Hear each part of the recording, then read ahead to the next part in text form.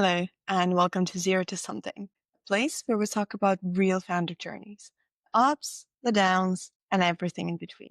So, without further ado, let's get started. You've had that task on your to-do list for 2 weeks. It's highlighted, underlined, maybe even screaming at you in all caps, send that pitch deck. Somehow, you clean your inbox and you update your Notion board and check some Slack and scroll LinkedIn, anything but that one thing. And you tell yourself at the end of the day that you're just being lazy. But what if it's not laziness at all? What if your brain is protecting you from something that feels genuinely risky? So let's talk about procrastination as self-defense. What is it? Well, it's when we delay the action, not out of apathy or boredom or laziness, but because that action is loaded emotionally, socially, or psychologically. So why does it happen? Number one, our brains evolved to avoid danger, not just physical danger, but also social threats. In early human history, we needed society to stay safe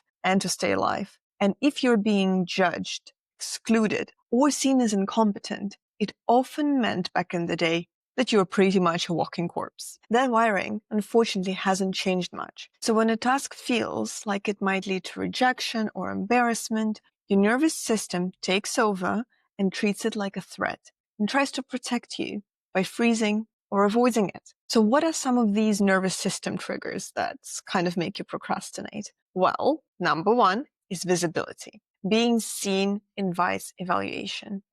Posting, launching, or sharing work can feel deeply vulnerable to many people. Number two is judgment. We all fear of being seen as inadequate or unqualified, or even worse, cringe. Trigger number three is rejection, especially difficult to those prone to rejection sensitivity. Yours truly here. One ignored message can feel deeply personal. Next trigger is failure. If you don't finish the work, then you can't fail it. And you keep the illusion that it might succeed if you start one day without actually facing the reality, even if that reality is good. Well, besides that hardwired stuff, in our psyche, there are also learned behaviors. If in the past you felt shame or faced criticism or rejection because of your action, those memories can sit really deep in your head. Those memories that we carry with us of being shut down or embarrassed or ignored, whether it was done by our teachers, our parents, managers, or even past companies that we've created. Over time, neutral tasks like sending an email or pitching to an investor can trigger those old emotions. And then we start avoiding not the task itself, but the feeling that it brings up. Let's talk about some common startup triggers. Procrastination often hides inside tasks that are emotionally risky, like client or investor outreach. Fear of being ghosted or dismissed is just lingering there.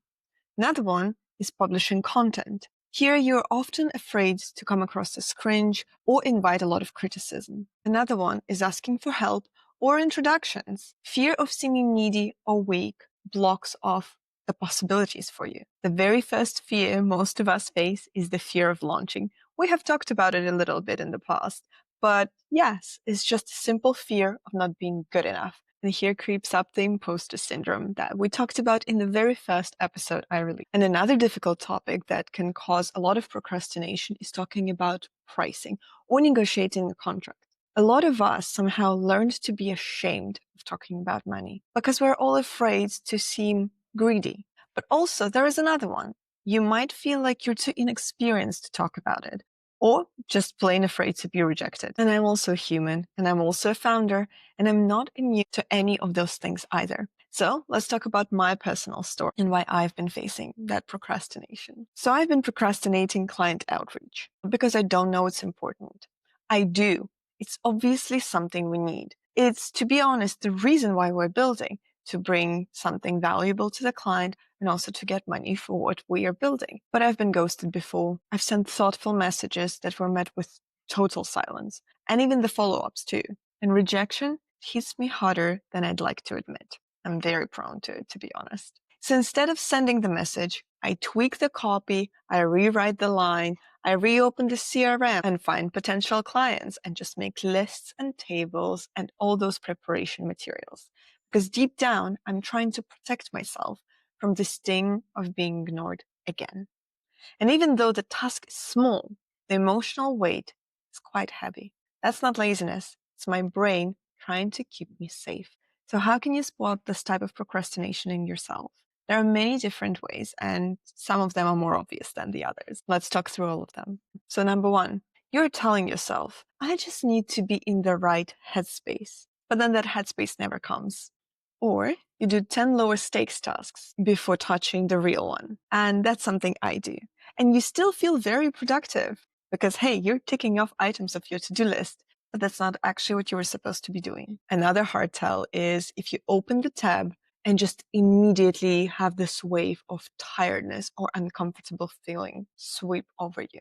Another tell is if you've actually written the thing, but you just never sent it, or you've created the video, but never actually posted it. You have a whole plan, but don't follow through with it. And then with all those things, you just constantly criticize yourself for being lazy, for not doing the thing. So how do we tackle this? And surprisingly, this time, we do not start with reframing. The first thing that you can do is identify the emotional risk underneath the task you're procrastinating. Ask yourself, what am I afraid that this task will confirm or trigger? Then, after asking that question, name the specific feeling: rejection, shame, exposure, failure. This is the best way to reduce its grip and power. Break the task into smaller, lower exposure tasks. But then be careful and do not get trapped in that step. Then use time boxing. Set a timer for about 15 minutes, right? 15 minutes is very quick. So tell yourself that you will begin the task. You will just start doing it, not preparing for it, not reading about it, just doing whatever it is you're procrastinating. And after 15 minutes, you're allowed to stop. If you allow yourself this freedom, I guarantee that most probably you've already gotten into the groove. You've already done that first step. So it's not as scary anymore. And you genuinely continue to do the thing even after the 15 minutes are done. So suddenly the task is checked off of your to-do list. Also, try an accountability buddy. Do the task with somebody else being in the room. They don't even have to know that they're your accountability buddy, right? They just have to be present for you to then do something. I think that's one of the reasons why having a co-founder instead of doing the startup by yourself is such a valuable thing. Use compassionate language when talking to yourself. Say to yourself that it's okay to feel whatever you're feeling, and it's fine to go through it.